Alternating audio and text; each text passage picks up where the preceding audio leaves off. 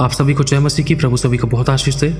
तो हम कोशिश करनी है हम लोगों को कि हम नीति वचन पढ़ा करें, जिसमें कि नीति वचन को पढ़ने के द्वारा हम बुद्धि, ज्ञान, समझ की बातें, तरक्की, उन्नति, भरपूरी, छुटकारे की बातें, आशीषों की बातें, बढ़ने की बातें, उठने की बातें और भेद की बातें, गुप्त बातें, किस समय में क्या चुनाव करना चाहिए, शत्रु से कैसे बचना चाहिए, किस समय हमें किन बातों का ध्यान रखना चाहिए, हमारा खाना पीना, चलना फिरना, उठना बैठना, सोना जागना, हमें किस तरीके से कब कब किस तरीके से कैसे क्या करना चाहिए, वो बहुत सी बातें परमेश्वर ने हमें सिखलाई हैं, समझाई हैं। एक बिजनेस कैसे करना है, आशीष कैसे पानी है, क्षमा कैसे करना है, प्रेम कैसे करना है, आज्ञा पालन कैसे करना है और दया कैसे करनी है, अच्छी जीवन को कैसे पाना है, पवित्र जीवन में कैसे चलना है, किन बातों से बच के रहना है, किन बातों को आज्ञा पालन में किस तरीके से कैसे करना चाहिए, किन बातों से हमें दूर रहना चाहिए। मतलब वो सब कुछ जो एक मनुष्य की ज़रूरत है इस जीवन को जीने के लिए, रोज़मर्रा के कामों में हमें क्या करना चाहिए, क्या नहीं करना चाहिए, किन बातों में ज़ुबान पर नियंत्रण रखना चाहिए, क्या मुंह से बोलना चाहिए, क्या नहीं बोलना चाहिए, हमारे मुंह के शब्द कैसे होने चाहिए, अगर हम गलत बोल रहे हैं, गलत विश्वास दिखा रहे हैं या अनाज्ञाकारिता दिखा रहे हैं, क्या खो सकते हैं, क्या नुकसान हो सकता है, क्या किस प्रकार की समस्या आ सकती है, कौन सा दंड आ सकता है। और अगर हम अच्छा कर रहे हैं, आज्ञा पालन कर रहे हैं, प्रभु के भय में चल रहे हैं और वचन, शिक्षा, आज्ञावरण वो सब कुछ कर रहे हैं जो प्रभु चाहते, तो उसके द्वारा हमें क्या आशीष मिलेगी। हमारी उन्नति, तरक्की, भरपूरी, संपूर्णता में परमेश्वर की संपूर्ण होने के लिए ना ये नीति वचन हम सभी के लिए दिए गए हैं। तो अगर हम रोजाना एक एक चैप्टर पढ़ें तो हमारे लिए बहुत ज़्यादा ब्लेसड है। और खुदावन हमसे बात करेगा, खुदा ने हमसे बहुत बात करी, हमें करेक्शन भी दी है। परमेश्वर का आत्मा हमसे बात करेगा किस परिस्थिति में हमें क्या, कैसे, कब, किस तरीके से, कब, क्यों करना चाहिए। अगर हम जो भी कर रहे हैं तो उससे हमें क्या फ़ायदा होगा। अगर हम कहीं जो कर रहे हैं, जो डिसीजन लेने वाले हैं, कहीं वो गलत तो नहीं है। परमेश्वर हमसे बात करता है और बात करेगा। तो नीति वचन हमें रेगुलर पढ़ने की कोशिश करनी है, एक दिन में एक अध्याय। और हाँ, आप इस नीति वचनों के द्वारा परमेश्वर का आत्मा जब आप हमसे बात करेगा तो इस नीति वचन के द्वारा हम अपने आप को तरक्की, उन्नति, चंगाई, छुटकारा, आशीष और बरकतों में, अच्छे डिसीजन मेकिंग में, अपने आप को उठता बढ़ता हुआ तरक्की, उन्नति में, अपने बदलाव को होता हुआ देखेंगे हम। परमेश्वर हमारी ज़िंदगी में काम करेगा, क्योंकि अगर हम प्रभु के वचन को इज्जत दे रहे हैं तो खुदा हमारी ज़िंदगी में काम करेगा। प्रभु अपने वचन को पूरा करने के लिए जागृत है। हम हैरान होंगे, परमेश्वर हमारी ज़िंदगी में ऐसी गवाहियाँ बनाएगा, क्योंकि हमारे चुनाव जो होंगे वो वचन के द्वारा होने पाएंगे। और वो वचन हमें कब, किस तरीके से, कैसे करना है, वो वचन हमें बताए जाएंगे नीति वचन के द्वारा। बहुत से ऐसे वचन। हालेलुया। तो तैयार हो जाओ, तो हम आगे बढ़ते हैं। तो आइए शुरू करते हैं। नीति वचन 24 अध्याय पहली आयत से। बुरे लोगों के विषय में ढाना करना और ना उनकी संगति की चाह रखना, क्योंकि वे उपद्रव सोचते रहते हैं और उनके मुंह से दुष्टता की बात निकलती है। घर बुद्धि से बनता है और समझ के द्वारा स्थिर होता है। ज्ञान के द्वारा कोठरियाँ और सब प्रकार का बहुमूल्य और मनोहर वस्तु से भी भर जाती हैं। बुद्धिमान पुरुष बलवान भी होता है और ज्ञानी जन अधिक शक्तिमान होता है। इसलिए जब तो युद्ध करे तब युक्ति के साथ करना। विजय बहुत से मंत्रियों के द्वारा प्राप्त होती है। बुद्धि इतने ऊंचे पर है कि मूढ़ उसे पा नहीं सकता। वह सभा में अपना मुंह खोलती है, मुंह खोल नहीं सकता। जो सोच विचार कर बुराई करता है उसको लोग दुष्ट कहते हैं। मूर्खता का विचार भी पाप है, और जो ठट्टा करने वाले मनुष्य से घृणा करता है, और ठट्टा करने वाले से मनुष्य घृणा करता है। एक बार फिर से पढ़ता हूँ। मूर्खता का विचार भी पाप है। मूर्खता का विचार, अगर हम किसी प्रकार का कोई ऐसा विचार जो मूर्खता से भरा हुआ है, जो बुराई से भरा हुआ है, जो किस ठट्टे से भरा हुआ है, निकम्मी व्यर्थ की बातों से भरा हुआ है, तो प्रभु कहता है वो पाप है। जो सोच विचार कर बुराई करता है, मतलब प्रभु कह रहा है अगर हम जानबूझकर कुछ भी ऐसी बुराइयां कर रहे हैं, गाली गलौज कर रहे हैं, ठट्टा कर रहे हैं, अनादर कर रहे हैं, बुराइयां कर रहे हैं, झूठ बोले, चुगली, निंदा, फूट, विधर्म, ढा, मतवालापन, लीलक, ईर्ष्या या पंगे ले रहे हैं बिना मतलब में, बुराई करना, पलटा ले रहे हैं, आँख के बदले आँख, चांटे के बदले चांटा, बुराई के बदले बुराई, गाली के बदले गाली, तो उसको लोग दुष्ट कहते हैं। मूर्खता का विचार भी पाप है, और ठट्टा करने वाले से मनुष्य घृणा करते हैं। यदि तू विपत्ति के समय साहस छोड़ दे तो तेरी शक्ति बहुत कम है। जो मार डाले जाने के लिए घसीटे जाते हैं उनको छुड़ा, और जो घात किए जाने को है उन्हें मत पकड़ा। यदि तू कहे कि देख मैं इसको ना जानता था, तो क्या परमेश्वर जो मनों को जांचता है इसे नहीं समझता? क्या तेरे प्राणों का रक्षक इसे नहीं जानता? मतलब क्या परमेश्वर इस बात को नहीं जानता?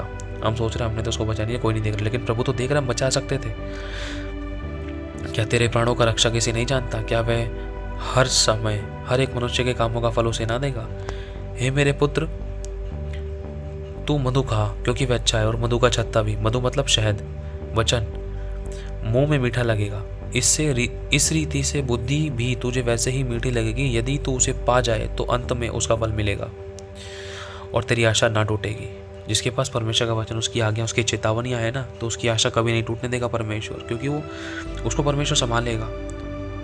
हे दुष्ट, तू धर्मी के निवास को नष्ट करने के लिए घात में ना बैठ और उसके विश्राम स्थान को मत उजाड़, क्योंकि धर्मी चाहे 7 बार गिरे तब भी वह उठ खड़ा होता है, परंतु दुष्ट लोग विपत्ति में गिरकर पड़े ही रहते हैं। जब तेरा शत्रु गिर जाए तब तू आनंदित ना हो, और जब वह ठोकर खाए तब तेरा मन मगन ना हो। मतलब प्रभु यहाँ कहना चाह रहा है, अगर तेरा कोई शत्रु है, कोई ऐसा मनुष्य है, या उसने तेरे साथ कितना भी बुरा या गलत व्यवहार किया है, अगर जब उसके साथ भी अगर गलत हो रहा है ना, तो तू खुश मत हो, आनंदित मत हो। तो ये मत करा, अरे तूने मेरे साथ कहते ना, तेरे साथ भी देख ऐसा हो गया ना, देख तूने भी ठोकर खा ली ना। प्रभु कह रहा है ऐसा मत कर, परंतु उसकी उस समस्या में भी तो उसकी मदद कर। चाहे भले ही उसने तेरे को विपत्ति, उसने तेरे को चाटा मारा है, चाहे उसने तेरे साथ गलत व्यवहार किया है, लेकिन जब उसके साथ खुद गलत व्यवहार हो रहा है तो तू भी उसके साथ ऐसा व्यवहार मत कर, हंसी मजाक में मत ले जा, तो उसकी निंदा मत कर। तो ये मत क्या कि देख तूने मेरे साथ ऐसा किया ना, देख तेरे साथ भी अब बुरा हो गया। नहीं, चाहे भले ही सामने वाले ने आपके साथ बुरा किया है या मेरे साथ बुरा किया है, जब सामने वाले के साथ खुद बुरा हो रहा है तो हमें उस परिस्थिति में भी उसके आंसू को पोंछने के लिए जाना है, पश्चाताप करना है, बातचीत करनी है।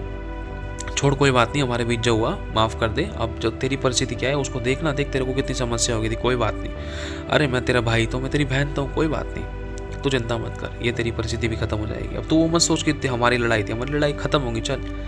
समझ रहे, प्रभु कुछ कहना चाह रहे हैं यहाँ पर। कई बार हम अपने ऐसे लोगों को देखकर जिन्होंने हमें सताया है, जिन्होंने हमें सताया है, तो जब उनके ऊपर विपत्ति आती है तो हम बहुत खुश और आनंदित होते हैं, लेकिन प्रभु कह रहा नहीं, तो आनंदित मत हो ना। कहीं ऐसा ना हो कि यहोवा ये देखकर अप्रसन्न हो और वो अपना क्रोध उस पर से हटा ले, कहीं वो क्रोध किसी और पर ना ले आए, कहीं वो तुझ पर ना ले आए, कहीं किसी और पर ना ले आए। इसलिए चाहे तेरा शत्रु किसी प्रकार की विपत्ति समस्या में है तो उससे बात कर, उसकी मदद कर, उसका हाल चाल पूछ। अगर वो नहीं चाहता छोड़ दे, कोई बात नहीं, अपने हिस्से का काम तो कर, अपने हिस्से की आशीष तू पा जाएगा प्रभु के कामों को, प्रभु के वचन को पूरा करके। कुकर्मियों के कारण मत कुड़ और दुष्टों के कारण ढा ना कर।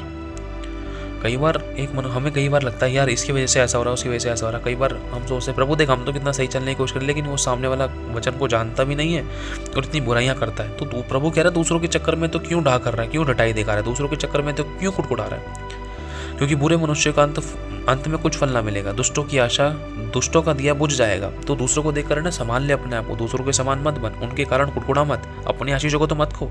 दूसरे कुटकुटाने दे, उनके लिए प्रार्थना करना है तुझे, अपने मुंह को बंद रख।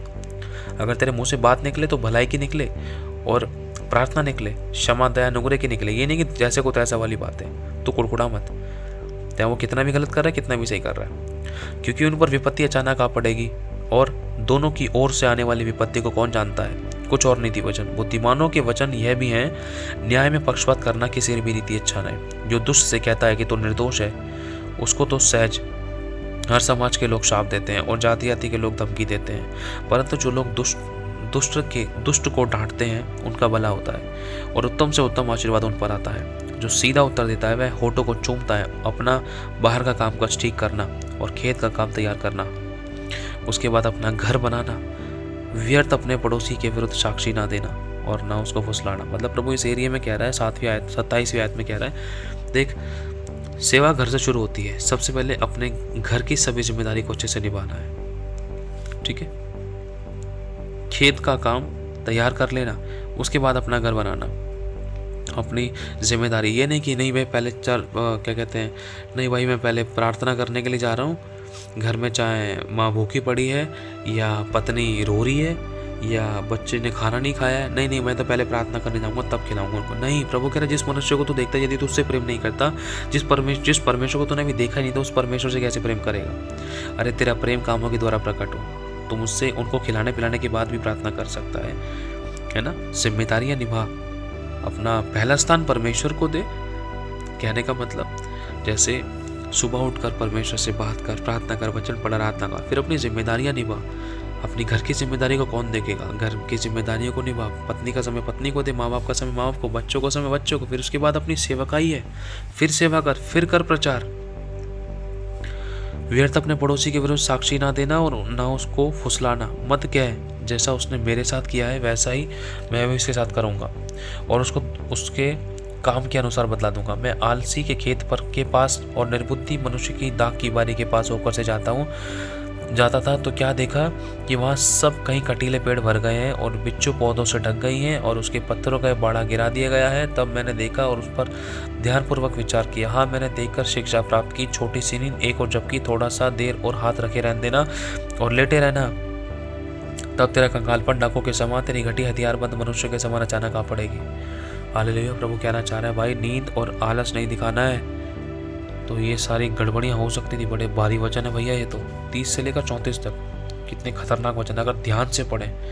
परमेश्वर हमारे आलस और निर्बुद्धिता के विषय में बता रहे हैं। प्रार्थना, आराधना, संगति करने, वचन प्रार्थना में या अपनी जिम्मेदारी को निभाने में कहीं आलस के, कहीं गड़बड़ी करी, देखना कहीं ना कहीं घटी थी।